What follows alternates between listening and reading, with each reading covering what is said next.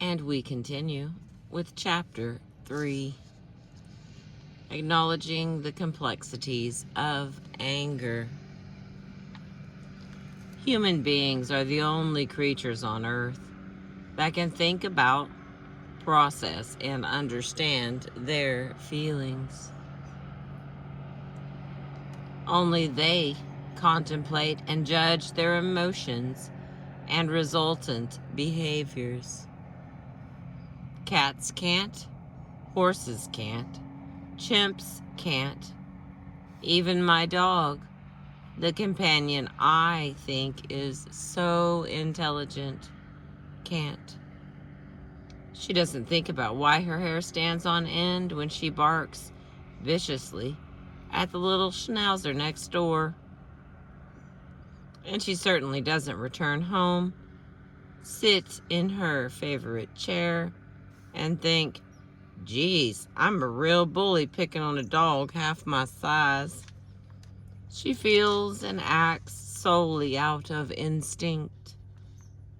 She can't abstract or think about her feelings, but human beings can and do.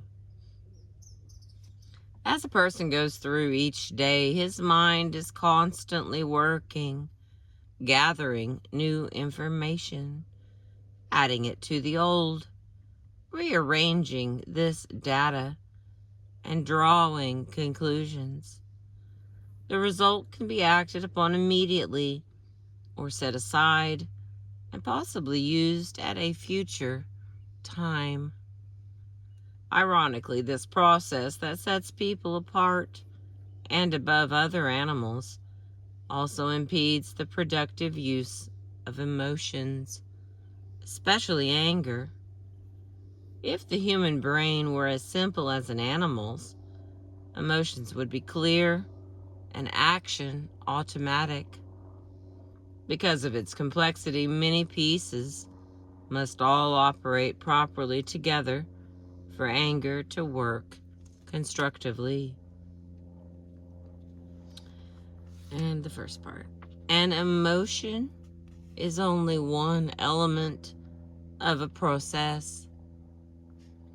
Some noted researchers argue that anger and aggressive behaviors are instinctive and biologically based. Other observers, just as noteworthy, adamantly contend that aggression is not instinctive, but a problem-solving technique learned from imitation of role models. Both groups back up their views with valid studies. How can both findings be true when there is such an apparent conflict? What reconciles the disparity is the fact that people today are a product of evolution. The instinctive component of aggression, studied by some researchers, lies in the primitive area of the brain. That component comes into play when a person's physical well-being or that of another is at stake. The response from the old brain involves only a minor amount of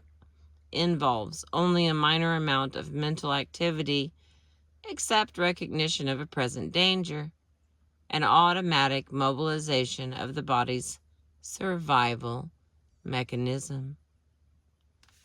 The process is similar to my dog's experience in an emergency: recognition of danger, intense fear, the need to fight, anger, and the fight itself, aggression.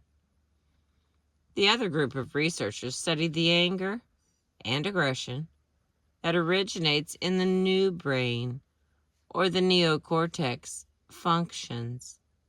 Since this part of the brain analyzes, learns, and abstracts, it operates on thought, not instinct. These researchers therefore concluded that anger and aggression are a cognitive imitative process. Instinct cannot and need not change. It is not people's instinctive aggression that causes problems in today's society.